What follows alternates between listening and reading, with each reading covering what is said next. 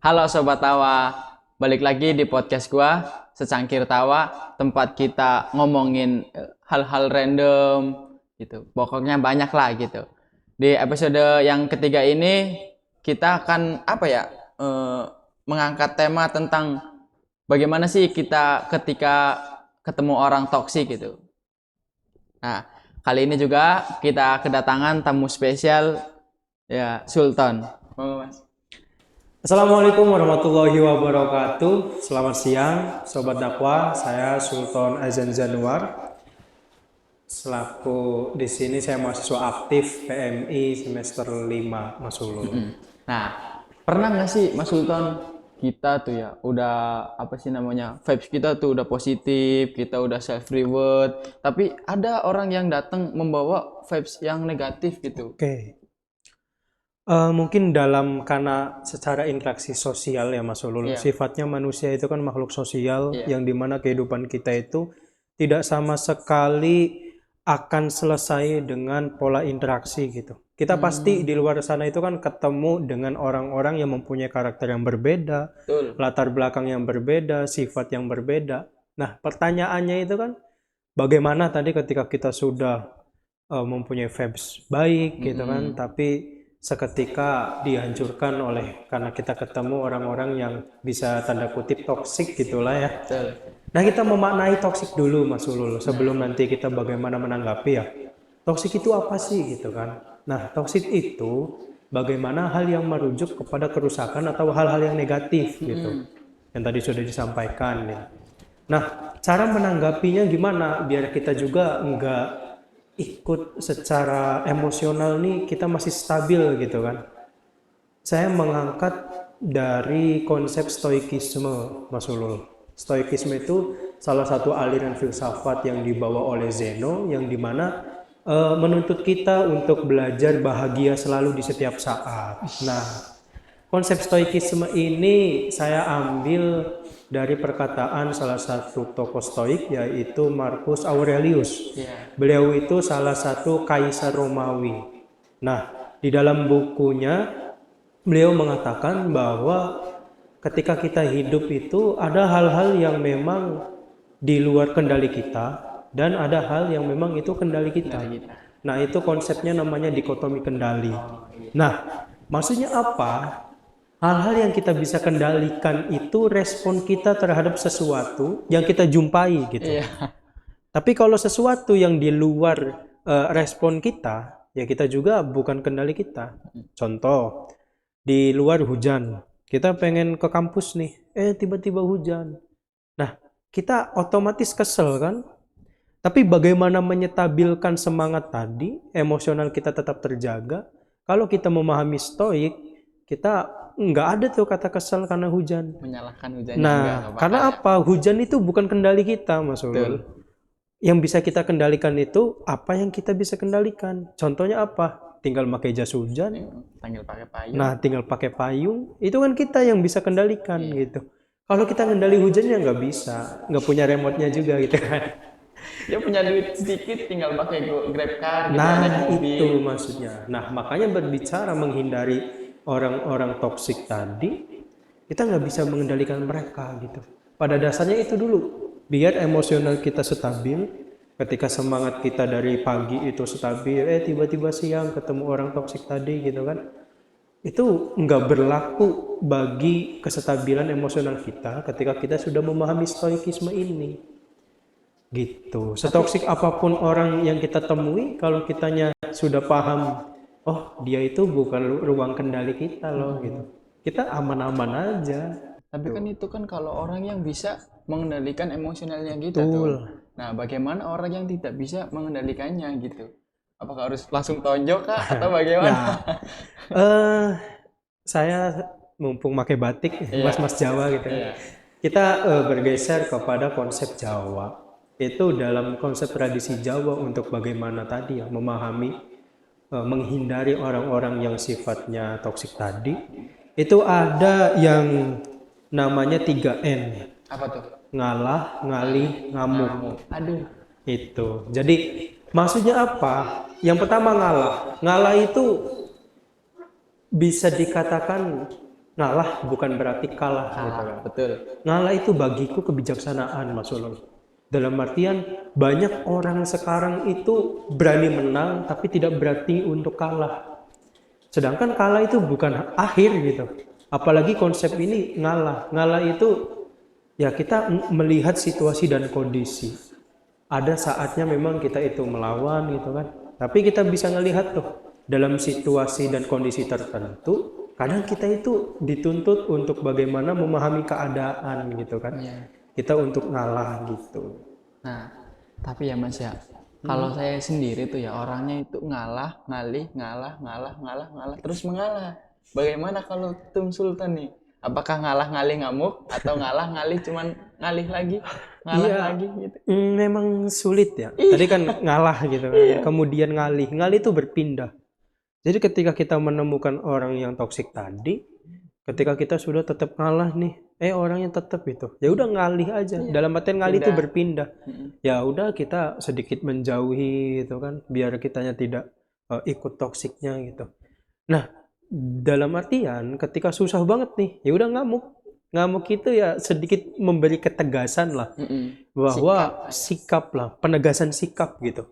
Ketika memang kita sudah merasa risih gitu kan dengan kehadiran dia yang sifatnya itu toksik gitu. Ya udah ditegesin aja gitu. Gua kesel sama lo gitu. Iya aja. Kan gitu. Udah belak-belakan. Itu konsep dari ngalah, ngalih, ngamuk. Bukan berarti kita memutuskan secara pertemanan, bukan. Iya. Ya kan di awal udah kita jelasin tuh. Kamu tuh kayak gini, jangan kayak gini. Tetap aja ya udah kita pindah gitu. Tetap lagi tegesin lagi. Tegep ya udah gitu. Tinggal kita ya udah cukup sampai sini gitu. Hubungan kita udah kelar. Betul pertemanannya itu. Tapi bukan berarti untuk memutuskan hubungan pertemanan gitu kan ya. Tapi ya Tum ya, misal nih, misal gini, saya itu di lingkungan yang toksik ya, di lingkungan yang toksik. Ketika ada orang yang mengajak saya untuk menghabiskan waktu sia-sia, menggibah orang atau nongkrong dengan sia-sia, itu bagaimana sih cara kita untuk menolaknya gitu? Cara kita untuk menolak ya. Betul. Memang kita bisa ditakar dari seberapa dekat kita sama orang tersebut, Mas Ulul. Iya sih ya. Gitu. Dalam artian pasti ya kita semua juga mempunyai pola interaksi terhadap teman-teman itu enggak 1-2 orang kan. Betul. Kita pasti menemukan orang itu banyak. Nah, di situ juga kita pasti sudah tahu kedekatan kita sama orang A ini segini gitu, sama B ini segini, sama C ini segini. Pasti kita tuh ada takaran itu kan. Otomatis dari takaran itu kita bisa memposisikan bagaimana kita menyikapi itu loh. Kadang orang yang tadi ya, orang yang susah untuk menolak itu karena dia belum paham tuh takaran kedekatannya seperti apa gitu. Kemudian menempati sikap yang baiknya seperti apa gitu.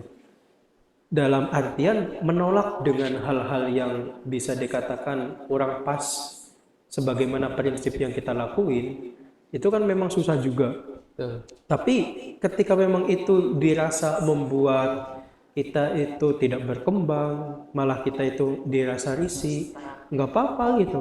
Kita ngomong aja, kita nolak aja, belak-belakan. Bisa kita narasinya itu dengan kita ada kegiatan lain gitu kan. Kita ada kesibukan ini gitu. Jadi alasan-alasan itu bukan acap kali bukan dipastikan sebagai hal-hal yang negatif saja beralasan itu. Tapi ada hal-halnya alasan itu dipakai untuk tadi itu. Menghindari orang-orang yang toksik. Ya kayak contoh ketika pengen ngomong langsung, wah kurang enak nih gitu kan, takut tersinggung atau apa. Ya dengan alasan aja.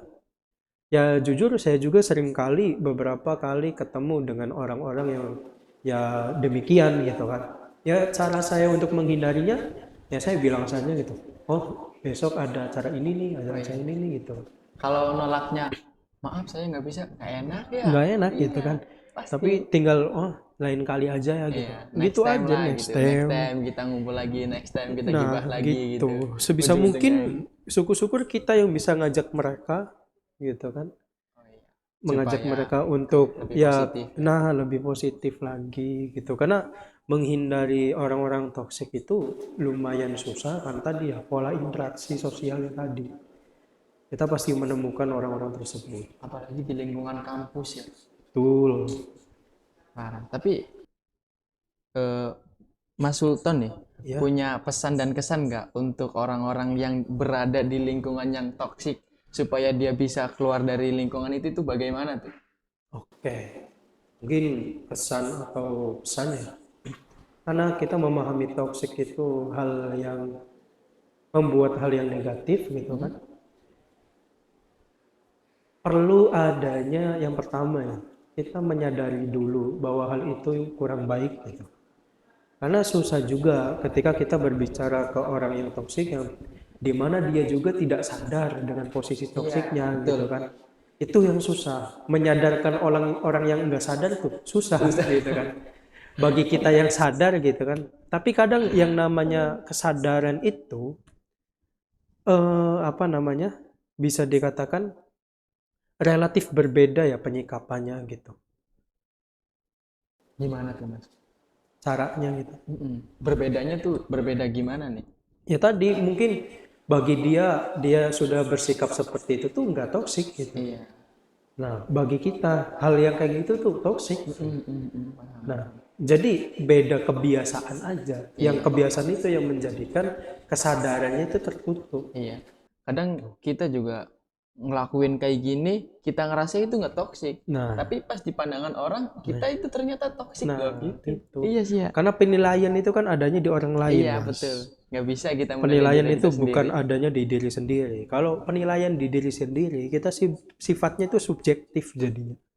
Kita merasa jumawa benar aja Iya, gitu. maha benar. Nah gitu. Saya itu adalah benar. Beda halnya ketika penilaian itu dari orang lain yang sifatnya objektif.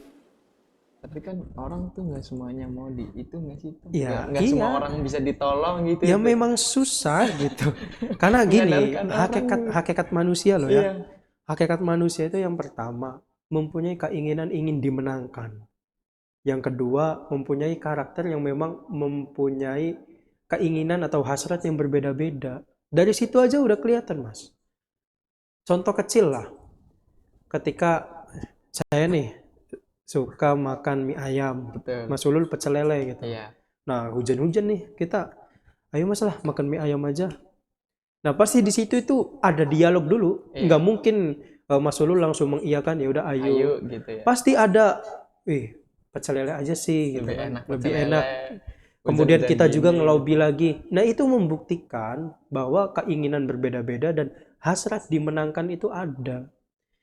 Gitu. Terus yang menang pecel apa bakso nih? Ya, kalau hujan mie ayam dong. Gitu. Enaknya mie ayam. Otomatis ketika di situ Mas Ulul ikut nih, makan mie ayam. Berarti kan Mas Ulul itu kalah. Kalah. Saya kalah. Kalah. Tapi kalau Mas Sultan ikut saya Pecel lele, makan saya pecel yang lele, kalah gitu Mas kan. Sultan yang kalah gitu. Itu jadi. Ya, mungkin cukup sekian podcast di episode 3 kali ini. Saya keinget ya Mas, dulu tuh kita pernah podcast tentang literasi tuh, pas waktu masih audio. Sekarang udah video Mas. Oke. Alhamdulillah ya. Ya, semoga kita bisa dipertemukan lagi di lain waktu Terima Mas kasih Sultan. kesempatannya. Terima kasih buat kalian yang telah mendengarkan sampai selesai. Sampai jumpa di episode selanjutnya. Wassalamualaikum warahmatullahi wabarakatuh. Waalaikumsalam.